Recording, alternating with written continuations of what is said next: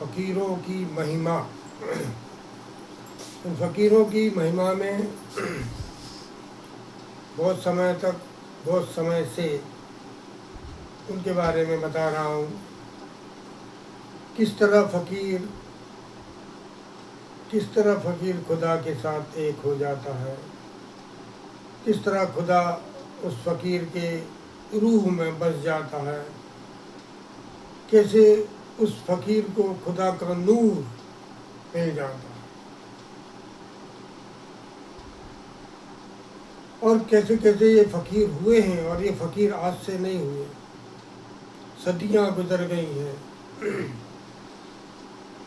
हिंदुस्तान की भूमि पर कोई न कोई फ़कीर जो बड़ा आला दर्जे का रहा है, हुआ है, और उसने अपनी फ़कारत दुनिया को दिखाई। लेकिन इसके लिए उसको बहुत मशक्क़त, मेहनत, परिश्रम करना तो पड़ता है। बिना करे तो कुछ भी नहीं मिलता। फिर भगवान मिलने की कोई बात ही नहीं करता। जब बिना करे कुछ भी नहीं मिलता इस संसार में, तो फिर भगवान, वो तो अस्तित्व है। समग्र ब्रह्मांड उसके इर्द गिर्द घूमता है। परमात्मा वही घुमा रहा है, ऐसा भी बोला जाए तो हर्ज नहीं है। लेकिन उसके लिए वही बात आ जाती है कि कुछ नियम, कुछ संयम रखना बहुत जरूरी है। किस तरह आपको संयमों में, नियमों में बंधना पड़ता है, किस तरह अपने आप को समेटना पड़ता है, किस तरह संसार की तमाम आपाधापी से दूर हो जाना पड़ता है, जिसको वैराग्य बोला जाता है। किस तरह आप वैराग्य को उपलब्ध हो, कैसे मन में आपके वैरागी भाव उत्पन्न हुए। ये वीतराग बड़ा कठिन है, आसान नहीं। साधु, संत, फकीर, ये सब वीतरागी होते हैं। संसार से कोई लेना देना नहीं, कोई सरोकार नहीं संसार से इनको। बस अपने आप में मस्त, अपने आत्मा में, अपने रूह में समाये हुए, अपने भगवान में, अपने परमात्मा, अपने खुदा शांत रहते हैं।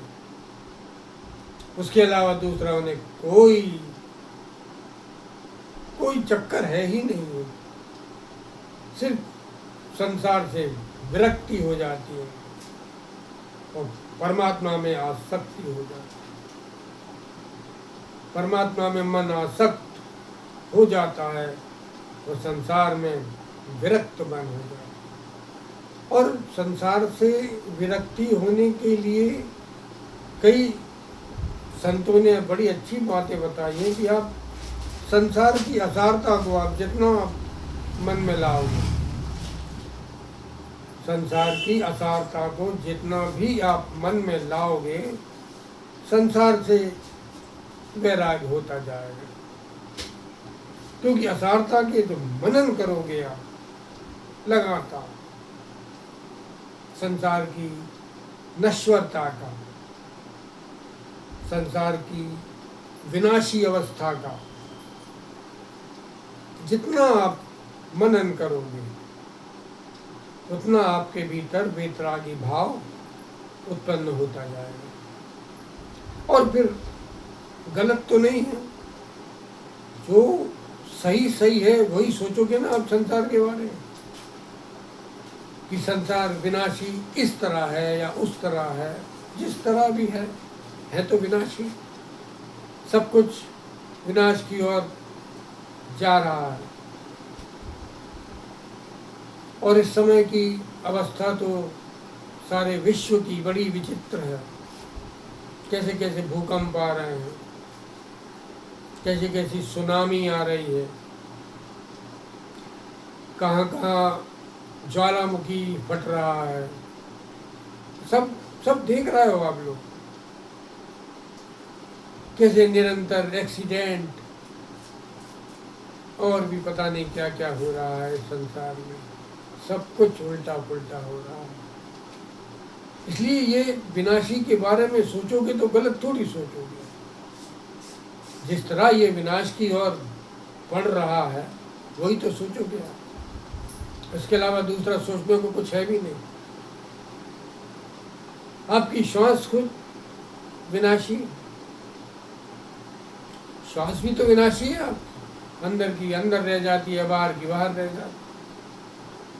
शरीर विनाशी, इंद्रिय मन बुद्धि चित्त अहंकार विनाशी, सब विनाशी है।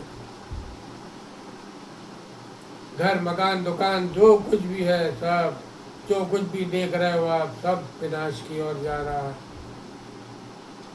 तो असारता हुई ना संसार की। संसार के पीछे आप जो भाग रहे हो,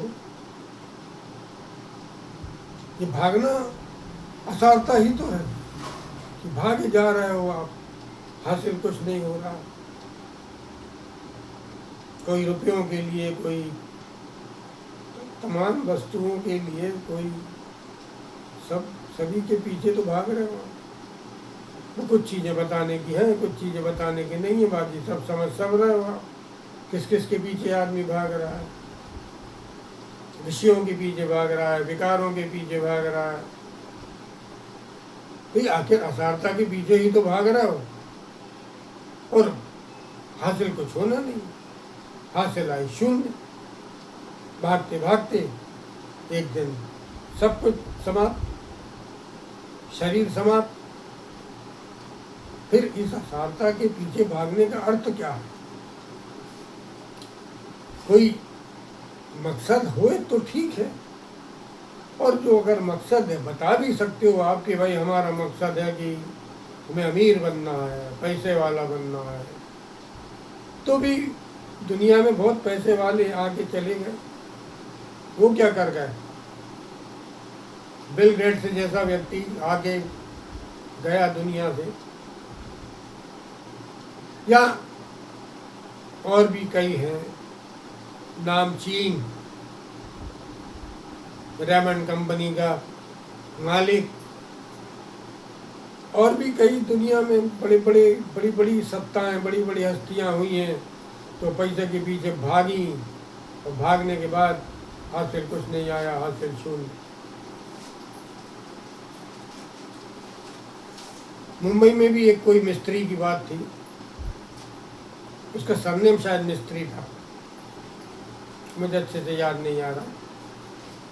बहुत पैसे वाला था, एक्सीडेंट में मारा गया। इस तरह कई लोग विनाश के लिए उपलब्ध हो गए हैं। मगर आश्चर्य लगता है कि इतना सब आंखों से दिख रहा है, मिटता हुआ, विनाश होता हुआ, लेकिन परमात्मा की तरफ बढ़ने की कोई रुचि नहीं लगी, कोई रुचि नहीं लगी। कि अगर सब कुछ विनाशी है तो कोई तो अविनाशी है दुनिया में। अगर सब विनाशी है, माना सब विनाशी है, मगर सब कुछ ही विनाशी नहीं है, एक अविनाशी भी तो है। विनाशी को छोड़ो, अविनाशी को पकड़ो। झूठ को छोड़ो, सत्य को पकड़ो। सत्यात्मा पूर्ण ब्रह्म है।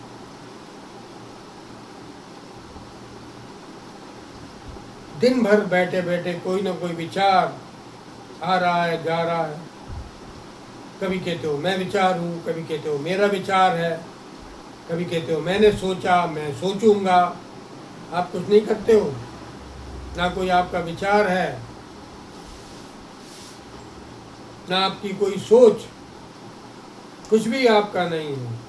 सब हो रहा है, विचार भी आ रहे हैं, लेकिन दिक्कत ये हो जाती है कि आप उन विचारों को अपना मान लेते हो, अपना मान के पकड़ लेते हो, और उसको मेरा समझते हो कि ये मेरा है, और फिर उसके इर्द गिर्द के दूसरे नए नए विचार। कोई भी एक छोटा सा विचार आया आपके पास, आपने पकड़ा, तो फिर उसके मंथन में असंख्य विचार। एक सोच आपके मन में आई, उस सोच को पकड़ा, उस सोच के साथ अनंत सोचें चली आ रही। तो आपका सत्य रूप है जो, वो विचार है। विचार है क्या, जिसको आप कहते हो मेरा विचार, मैं विचार?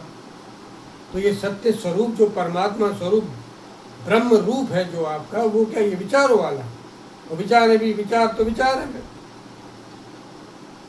अच्छे बुरे गंदे अश्लील सब तो अच्छे तो मान सकते हैं कि चलो अच्छे विचार भगवान हो सकता है, लेकिन गंदे और अश्लील विचार तो परमात्मा नहीं हो सकता ना। इसका मतलब विचार आप नहीं है, विचार आपका नहीं है।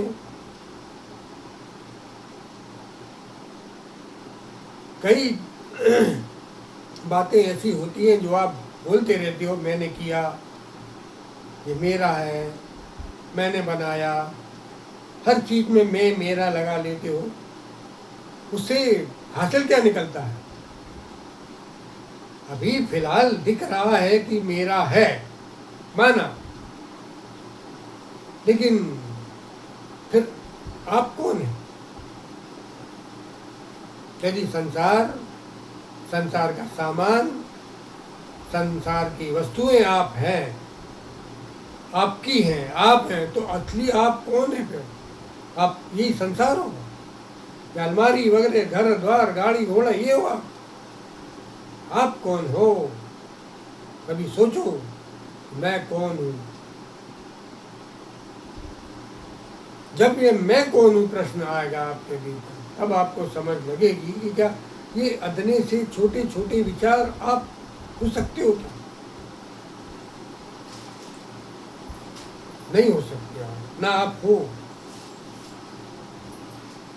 आप सत्य स्वरूप परमात्मा के अंश हो,